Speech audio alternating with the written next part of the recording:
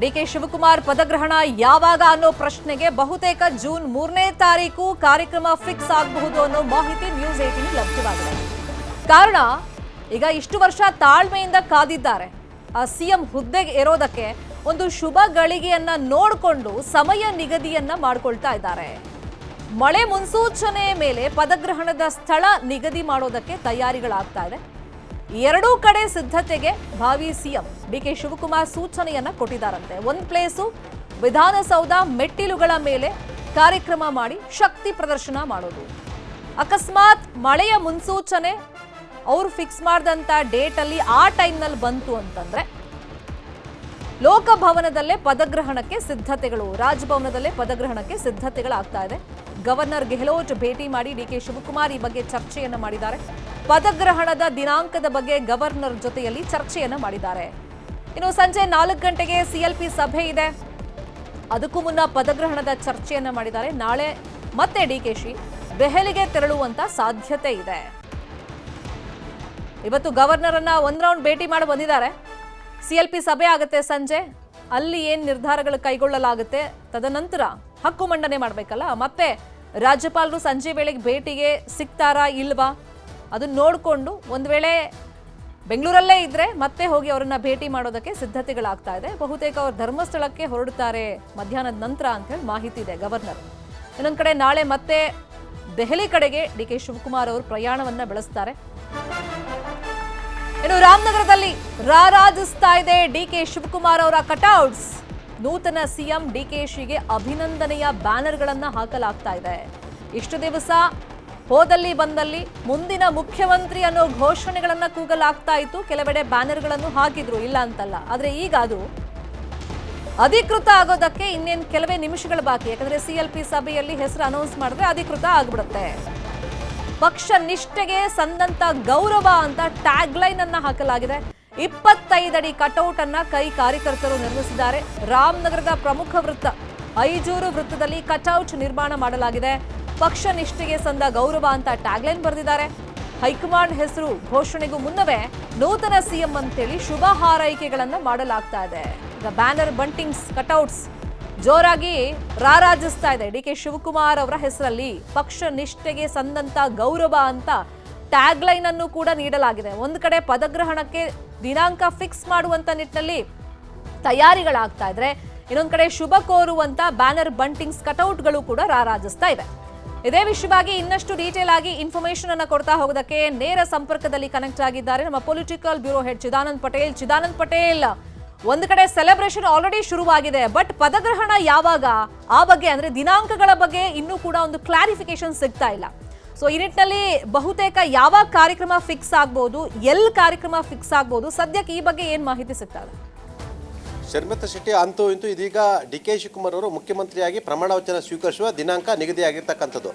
June 3ನೇ ತಾರೀಕು ಬುಧವಾರ ದಿನಾಂಕ ನಿಗದಿಯಾಗಿರ್ತಕ್ಕಂಥದ್ದು. ಸಂಜೆ ಪ್ರಮಾಣ ವಚನ ಸ್ವೀಕಾರ ಮಾಡಲಿಕ್ಕೆ ತೀರ್ಮಾನ ಮಾಡಿರ್ತಕ್ಕಂಥ. ಅವರ ಜೊತೆ 8 ಅಥವಾ 8ರಿಂದ 12 ಜನರು ಸಚಿವರಾಗಿ ಪ್ರಮಾಣ ವಚನವನ್ನು ಸ್ವೀಕರಿಸಲಿದ್ದಾರೆ. ಪ್ರಮುಖವಾಗಿ ಈಗ ಪ್ರಮಾಣ ವಚನ ಸ್ವೀಕಾರ ಸಂಬಂಧಪಟ್ಟಕ್ಕೆ ಸ್ಥಳದ ಗೊಂದಲ ಇರ್ತಕ್ಕಂಥದ್ದು. ಯಾಕಂತ ಹೇಳಿದ್ರೆ ಈಗಾಗಲೇ ಹವಾಮಾನ ವರದಿಯ ಪ್ರಕಾರ ಇನ್ನೂ ಕೂಡ 4ರಿಂದ 5 ದಿನ ಸಂಜೆಯ ಮೇಲೆ ಮಳೆ ಮುನ್ಸೂಚನೆ ಇರೋ ಕಾರಣಕ್ಕಾಗಿ ಎಲ್ಲೊಂದು ಕಡೆ ವಿಧಾನಸೌಧದ ಭವ್ಯ ಮೆಟ್ಟಿಲ ಮುಂಭಾಗದಲ್ಲಿ ಪ್ರಮಾಣ ವಚನ ಕಾರ್ಯಕ್ರಮ ಇಟ್ಟರೆ ಆ ಸಂದರ್ಭದಲ್ಲಿ ಮಳೆ ಬಂದರೆ ಎಲ್ಲವೂ ಕೂಡ ಅಸ್ತವ್ಯಸ್ತ ಆಗುತ್ತೆ ಎಂಬ ಲೆಕ್ಕಾಚಾರ ಇರ್ತಕ್ಕಂಥದ್ದು. ಮತ್ತು ವಿಧಾನಸೌಧದ ಮುಂಭಾಗ 5,000ರಷ್ಟು ಆಸನ ವ್ಯವಸ್ಥೆಯನ್ನು ಮಾಡುವಂಥ ವ್ಯವಸ್ಥೆ ಇರ್ತಕ್ಕಂಥದ್ದು.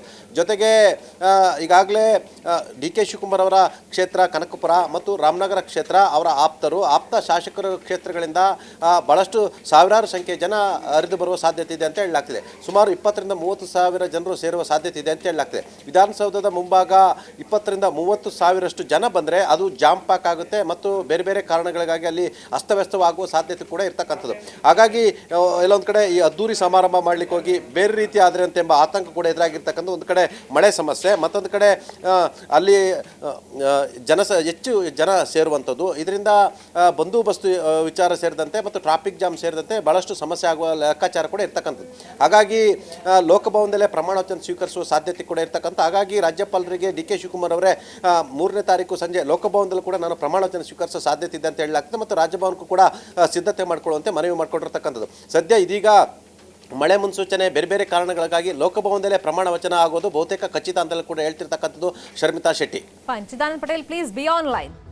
ಇನ್ನೊಂದ್ ಕಡೆ ಸಿದ್ದರಾಮಯ್ಯ ಅವರ ನಡೆ ಬಗ್ಗೆನೂ ಕೂಡ ಚರ್ಚೆಗಳಾಗ್ತಿದೆ. ಯಾಕಂದ್ರೆ ರಾಜೀನಾಮೆ ಕೊಟ್ಬಿಟ್ಟಿದ್ದಾರೆ ಸಿದ್ದರಾಮಯ್ಯನವರು, ಅದು ಅಂಗೀಕಾರನೂ ಆಗಿದೆ. ಸದ್ಯಕ್ಕೆ ಹಂಗಾಮಿ ಸಿಎಂ ಆಗಿ ಸಿದ್ದರಾಮಯ್ಯ ಅವರು ಇದ್ದಾರೆ. ಬಟ್ ಹೈಕಮಾಂಡ್ ಮುಂದೆ 2-3 ಬಾರಿ ಚರ್ಚೆಯ ಹಂತದಲ್ಲಿ ಅವರ ನಡೆ ಬಗ್ಗೆ ಸ್ವಲ್ಪ ಗೊಂದಲಗಳು ಉಂಟಾಗಿದೆ. ಒಂದ್ ಕಡೆ ಡಿ ಕೆ ಶಿವಕುಮಾರ್ ಪದಗ್ರಹಣಕ್ಕೆ ಬೇಕಾದಂತ ತಯಾರಿಗಳಾಗ್ತಾ ಇದ್ರೆ, ಇನ್ನೊಂದ್ ಕಡೆ ರಾಜೀನಾಮೆ ಕೊಟ್ಟ ಮೇಲೆ ಸಿದ್ದರಾಮಯ್ಯ ಅವರು ಸೈಲೆಂಟ್ ಆಗ್ಬಿಟ್ಟಿದ್ದಾರೆ. ಸಿದ್ದರಾಮಯ್ಯ ಅವರ ಮೌನದಿಂದ ಹೈಕಮಾಂಡ್ ಕನ್ಫ್ಯೂಸ್ ಆಗಿದೆಯಂತೆ.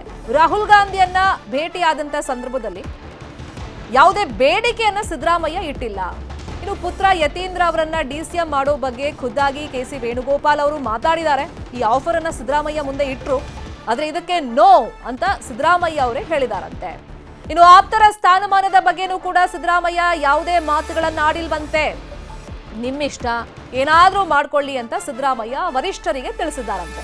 ನಾನು ಯಾವುದಕ್ಕೂ ಮೂಗನ್ನ ತೂರಿಸಲ್ಲ ಅಂತ ಸಿದ್ದರಾಮಯ್ಯ ಡೈರೆಕ್ಟ್ ಆಗಿ ಹೇಳ್ಬಿಟ್ಟಿದಾರಂತೆ. ಸಿದ್ದರಾಮಯ್ಯ ಅವರ ಈ ಮೌನ ವ್ರತ ಇದೆಯಲ್ಲ, ಸೈಲೆಂಟ್ ಆಗಿದಾರಲ್ಲ, ಇದು ಹೈಕಮಾಂಡ್ಗೆ ಟೆನ್ಷನ್ ಅನ್ನ ತಂದಿಟ್ಟಿದೆ. ಒಂದ್ ಕಡೆ ಅವರ ಸ್ಮೂತ್ ಎಕ್ಸಿಟ್, ಅಧಿಕಾರ ಹಸ್ತಾಂತರ ತುಂಬಾ ಸ್ಮೂತ್ ಆಗಿ ಆಗ್ಬೇಕು ಅಂತೇಳಿ ಹೈಕಮಾಂಡ್ ಒಂದಿಷ್ಟು ಸೂತ್ರಗಳನ್ನ ಹಿಡಿದಿತ್ತು. ಅದ್ರ ಪ್ರಕಾರನೇ ಎಲ್ಲ ಪ್ರಕ್ರಿಯೆಗಳೇನೋ ನಡೀತಾ ಇದೆ. ಆದ್ರೆ ಸಿದ್ದರಾಮಯ್ಯ ಅವರು ಹೈಕಮಾಂಡ್ ಮುಂದೆ ಯಾವುದೇ ಡಿಮ್ಯಾಂಡ್ ಅನ್ನ ಇಟ್ಟಿಲ್ಲ. ತದನಂತರ ಅವರ ಆಕ್ಟಿವಿಟಿ ಬಗ್ಗೆನೂ ಹೈಕಮಾಂಡ್ಗೆ ಕನ್ಫ್ಯೂಷನ್ ಕ್ರಿಯೇಟ್ ಆಗಿದೆ. ಇದೇ ವಿಷಯವಾಗಿ ಇನ್ನಷ್ಟು ಡೀಟೇಲ್ ಆಗಿ ಇನ್ಫಾರ್ಮೇಶನ್ ಕೊಡ್ತಾ ಹೋಗೋದಕ್ಕೆ ಒನ್ಸ್ ಅಗೇನ್ ಲೈವ್ ನಲ್ಲಿ ಕನೆಕ್ಟ್ ಆಗಿದ್ದಾರೆ ನಮ್ಮ political bureau head Chidananda Patel. Chidananda Patel, Siddaramaiah ಅವರ ನಡೆ ಬಗ್ಗೆ ತುಂಬಾನೇ ಆತಂಕ ಹೈಕಮಾಂಡ್ಗಂತೂ ಇತ್ತು. ರಾಜೀನಾಮೆ ಕೇಳಿದಾಗ ಅದನ್ನ ಕೊಡುವಾಗ ಏನ್ ಮಾಡ್ಬೋದು ಅವ್ರಂತ, ಬಟ್ ಸ್ಮೂತ್ ಆಗಿ ಎಕ್ಸಿಟ್ ಅಂತೂ ಅವ್ರು ಆಗಿದ್ದಾರೆ.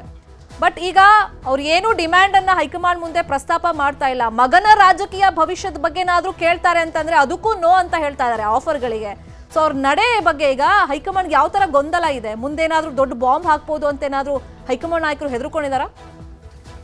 ಅಫ್ಕೋರ್ಸ್ ಶರ್ಮಿತಾ ಶೆಟ್ಟಿ ಹೈಕಮಾಂಡ್ ಹೇಳಿದಂತೆ ನುಡಿದಂತೆ ನಡೆದು ರಾಜೀನಾಮೆ ಕೊಟ್ಟಿರ್ತಕ್ಕಂಥದ್ದು ಸ್ವತಃ ಹೈಕಮಾಂಡ್ಗೂ ಕೂಡ ಎಲ್ಲೊಂದು ಕಡೆ ಪ್ರೀತಿಯ ಸಿದ್ದರಾಮಯ್ಯ ಆಗಿರ್ತಕ್ಕಂಥದ್ದು. ದೇಶಾದ್ಯಂತ ಅನೇಕ ಚರ್ಚೆಗಳು ಆಗ್ತಿರ್ತಕ್ಕಂಥದ್ದು. ನಮ್ಮ ಕಣ್ಣು ಮುಂದೆ ರಾಜಸ್ಥಾನ ಅಧಿಕಾರ ಹಸ್ತಾಂತರ, ಛತ್ತೀಸ್ಗಢ ಅಧಿಕಾರ ಹಸ್ತಾಂತರ ವಿಚಾರದಲ್ಲೂ ಕೂಡ ಅಲ್ಲಿ ನಡೆದಂಥ ಅವತ್ತಿನ ರಾಜಕೀಯ ಪ್ರಾಶನಗಳು, ಕೊನೆಗೆ ಯಾರು ಮುಖ್ಯಮಂತ್ರಿಗಳಿದ್ರು ಹೈಕಮಾಂಡ್ ಹೇಳಿದ್ರು ಕೂಡ ಅಧಿಕಾರ ಹಸ್ತಾಂತರ ಮಾಡಲ್ಲ, ಅವರೇ 5 ವರ್ಷ ಕಂಟಿನ್ಯೂ ಆದರು. ನಂತರ ಛತ್ತೀಸ್ಗಢಲ್ಲೂ ಕೂಡ ಅಲ್ಲೂ ಕೂಡ ಅಧಿಕಾರ ಹಸ್ತಾಂತರ ಅಂತ ಇತ್ತು, ಅಲ್ಲೂ ಕೂಡ ಅವರು ಮುಂದುವರೆದ್ರು. ಅಲ್ಲಿಗೆ ಹೈಕಮಾಂಡ್ನ ಮಾತನ್ನೇ ಕೇಳಲಿಲ್ಲ. ಯಾಕಂತೇಳಿದ್ರೆ ಅಲ್ಲಿಗೆ ಆ ಮಟ್ಟಕ್ಕೆ ಕಾಂಗ್ರೆಸ್ ಹೈಕಮಾಂಡ್ ಅಷ್ಟು ದುರ್ಬಲ ಆಗಿದೆ ಮತ್ತು ಕಾಂಗ್ರೆಸ್ ಹೈಕಮಾಂಡ್ ಮಾತನ್ನು ಯಾರೂ ಕೇಳಲ್ಲ ಅನ್ನೋದು ಒಂದು ಸ್ಪಷ್ಟ ಸಂದೇಶ ದೇಶಾದ್ಯಂತ ಹೋಗಿತ್ತು. ಆದರೆ ರಾಹುಲ್ ಗಾಂಧಿ ಅವರು ಸಿದ್ದರಾಮಯ್ಯ ಸೂಚನೆಯನ್ನು ಕೊಟ್ಟರು ಮತ್ತು ಸಿದ್ದರಾಮಯ್ಯರಿಗೆ ರಾಜೀನಾಮೆ ಕೊಡಬೇಡಿ ಅಂತೇಳಿ ಅನೇಕ ಶಾಸಕರುಗಳು ಸಚಿವರುಗಳು ಒತ್ತಡವನ್ನೇ ಇರೋದು. ಸಿದ್ದರಾಮಯ್ಯವರು ಕರೆಯದೇ ಸುಮಾರು 35-40 ಶಾಸಕರು ಸಿದ್ದರಾಮಯ್ಯ ನಿವಾಸಕ್ಕೆ ಬಂದು ಯಾವುದೇ ಕಾರಣಕ್ಕೂ ರಾಜೀನಾಮೆ ಕೊಡಬೇಡಿ ಅಂತ ಹೇಳಿದ್ರು ಮತ್ತು ಅನೇಕ ಸಚಿವರು ಕೂಡ ಒತ್ತಡ ಹಾಕಿ ನಾವು ನಿಮ್ಮ ಜೊತೆ ಇರ್ತೀವಿ, ಶಾಸಕಾಂಗ ಪಕ್ಷ ಸಭೆ ಕರೀಲಿ, ಶಾಸಕಾಂಗ ಪಕ್ಷ ಸಭೆಯಲ್ಲಿ ಶಾಸಕರ ಬಲದ ಮೇಲೆ ತೀರ್ಮಾನ ಆಗಲಿ ಅಂತೇಳಿ ಆ ಮುಖಾಂತರ ನೀವೇ ಮುಖ್ಯಮಂತ್ರಿಯಾಗಿ ಮುಂದುವರಿಯತಕ್ಕಂಥ ಅವಕಾಶ ಇದೆ, ನಾವು ನಿಮ್ಮ ಬೆಂಬಲಕ್ಕೆ ಇರ್ತೀವಿ ಅಂತ ಅನ್ನೋ ಮುಖಾಂತರ ಉಲ್ಟಾ ಹೊಡೆಯಲಿಕ್ಕೂ ಕೂಡ ಎಲ್ಲ ರೀತಿ ಸಿದ್ಧತೆಯನ್ನು ಮಾಡ್ಕೊಂಡಿದ್ರು. ಆದರೆ ಸಿದ್ದರಾಮಯ್ಯ ಅವತ್ತು ಕೂಡ ಮೌನವಾಗೇ ಇದ್ರು. ನಾನು ಹೈಕಮಾಂಡ್ ಹೇಳಿದಂತೆ ನಡೆದುಕೊಳ್ತೀನಿ ಅಂತ ಹೇಳಿದ್ರು. ಅಂತೆಯೇ ರಾಜೀನಾಮೆಯನ್ನು ಕೊಟ್ಟಿರ್ತಕ್ಕಂಥದ್ದು. ಇದೀಗ ರಾಜೀನಾಮೆ ಬಳಿಕ ಸಿದ್ದರಾಮಯ್ಯವರು ರಾಹುಲ್ ಗಾಂಧಿ ಅವರನ್ನ ಭೇಟಿಯಾದ ಸಂದರ್ಭದಲ್ಲೂ ಕೂಡ ಥ್ಯಾಂಕ್ಸ್ ಅನ್ನು ಹೇಳಿದರು. ಆಗ ಆ ಸಂದರ್ಭದಲ್ಲಿ ರಾಹುಲ್ ಗಾಂಧಿ ಅವರು ಇಡೀ ಕಾಂಗ್ರೆಸ್ ಪಕ್ಷಕ್ಕೆ ದೇಶಾದ್ಯಂತ ಒಂದು ಸಂದೇಶವನ್ನು ಕೊಟ್ಟಿದ್ದೀರಾ, ನಮ್ಮ ಕಾಂಗ್ರೆಸ್ ಪಕ್ಷಕ್ಕೆ ಮುಂದಿನ ಪೀಳಿಗೆ ಕೂಡ ಮಾದರಿಯಾಗಿದ್ದೀರಾ ಅನ್ನೋ ಮುಖಾಂತರ ಸಿದ್ದರಾಮಯ್ಯವರು ಶ್ಲಾಘಿಸಿದರು. ಆ ಸಂದರ್ಭದಲ್ಲಿ ಪರೋಕ್ಷವಾಗಿ ತಮ್ಮ ಸಿದ್ದರಾಮಯ್ಯ ಬೇಡಿಕೆಯನ್ನು ಕೂಡ ರಾಹುಲ್ ಗಾಂಧಿ ಕೇಳಿದಂಥ ಸಂದರ್ಭದಲ್ಲೂ ಕೂಡ ತಮ್ಮ ಮಗನ ಭವಿಷ್ಯದ ಬಗ್ಗೆಯೂ ಹೇಳಲಿಲ್ಲ ಮತ್ತು ತಮ್ಮ ಬೆಂಬಲಿಗರ ಪರವಾಗಿ ಕೂಡ ಏನೂ ಹೇಳಲಿಲ್ಲ ಮತ್ತು ರಾಜ್ಯಸಭೆ ವಿಚಾರದ ಕೂಡ ಯೋಚನೆ ಮಾಡಿದ್ರು ಕೂಡ ಆಗ ಕೂಡ ನಯವಾಗಿ ನಿರಾಕರಿಸಿರ್ತಕ್ಕಂಥದ್ದು ಮತ್ತು ನಾನು ಯಾವುದನ್ನು ಡಿಮ್ಯಾಂಡ್ ಮಾಡಲ್ಲ ಅಂತ ಹೇಳಿರುವಂಥದ್ದು ದೊಡ್ಡ ತಲೆನೋವಾಗಿ ಪರಿಣಮಿಸಿರ್ತಕ್ಕಂಥದ್ದು. ಕೆ.ಸಿ. ವೇಣುಗೋಪಾಲ್ ಮತ್ತು ಮಲ್ಲಿಕಾರ್ಜುನ್ ಖರ್ಗೆ ಮಾತುಕತೆ ಸಂದರ್ಭದಲ್ಲೂ ಕೂಡ ಕೆ.ಸಿ. ವೇಣುಗೋಪಾಲ್ ನಿಮ್ಮ ಪುತ್ರ ಯತೀಂದ್ರರನ್ನ OBC ಕೋಟಾದಡಿ ಉಪಮುಖ್ಯಮಂತ್ರಿ ಮಾಡ್ತಿರೋ ಸಂದರ್ಭದಲ್ಲಿ ಯಾವುದೇ ಕಾರಣಕ್ಕೂ ಯತೀಂದ್ರರನ್ನು ಉಪಮುಖ್ಯಮಂತ್ರಿ ಮಾಡಬೇಡಿ ಅನ್ನೋ ಮುಖಾಂತರ, ನೀವು ಬೇಕಾದ್ರೆ ಮಂತ್ರಿ ಸ್ಥಾನಕ್ಕೆ ಮಾತ್ರ ಸೀಮಿತವಾಗಿಲ್ಲ ಅನ್ನೋ ಮುಖಾಂತರ ಎಲ್ಲೊಂದು ಕಡೆ ತಮ್ಮ ಬೇಡಿಕೆಯನ್ನು ಇಡಲಿಲ್ಲ. ಜೊತೆಗೆ ಯಾರನ್ನ ಮಂತ್ರಿ ಮಾಡಬೇಕು, ತಮ್ಮ ಬೆಂಬಲಿಗರಿಗೆ ಯಾರನ್ನ ಮಂತ್ರಿ ಸ್ಥಾನಕ್ಕೆ ಸೇರಿಸಬೇಕು ಎಂಬುದರ ಬಗ್ಗೆ ಕೂಡ ಯಾವುದೇ ರೀತಿಯ ಪ್ರಸ್ತಾಪವನ್ನು ಎತ್ತಿಲ್ಲ. ಈ ಸಂದರ್ಭದಲ್ಲಿ ಕೆ.ಸಿ. ವೇಣುಗೋಪಾಲ್ ನಿಮ್ಮದು ಏನೇ ಡಿಮ್ಯಾಂಡ್ಸ್ ಇದ್ರೆ ನಾವು ಫುಲ್ಫಿಲ್ ಮಾಡ್ತೀವಿ ಅನ್ನೋ ಸಂದರ್ಭದಲ್ಲಿ ಕೂಡ ನನ್ನ ಯಾವ ಡಿಮ್ಯಾಂಡ್ಸ್ಗಳು ಇಲ್ಲ ಮತ್ತು ನಾನು ಏನನ್ನೂ ಕೇಳಲ್ಲ, ಮಧ್ಯಪ್ರವೇಶ ಮಾಡಲ್ಲ, ಮೂಗು ತುರಿಸಲ್ಲ, ಎಲ್ಲವೂ ಕೂಡ ನಿಮ್ಮ ಇಚ್ಛೆ ಅಂತ ನಡೆಯಲಿ, ಹೈಕಮಾಂಡ್ನ ಆಜ್ಞೆ ಅಂತ ನಡೆಯಲಿ ಅನ್ನೋ ಮುಖಾಂತರ ಮೌನಕ್ಕೆ ಶರಣಾಗಿರ್ತಕ್ಕಂಥದ್ದು. ಅನೇಕ ನಾಯಕರುಗಳು ಕೂಡ ಸಿದ್ದರಾಮಯ್ಯರನ್ನ ರಾಜೀನಾಮೆ ನಂತರ ಕೂಡ ಭೇಟಿ ಆಗ್ತಿರ್ತಕ್ಕಂಥದ್ದು. ನಿನ್ನೆ ಕೂಡ ಸಚಿವರು, ಮಾಜಿ ಸಚಿವರುಗಳು ಮತ್ತು ಅನೇಕ ಶಾಸಕರು ಕೂಡ ಸಿದ್ದರಾಮಯ್ಯರನ್ನ ಭೇಟಿಯಾಗಿ ಮಾತುಕತೆ ನಡೆಸಿ ಆ ಸಂದರ್ಭದಲ್ಲಿ ಕೂಡ ಬಹುತೇಕ ಸಿದ್ದರಾಮಯ್ಯರು ಮೌನ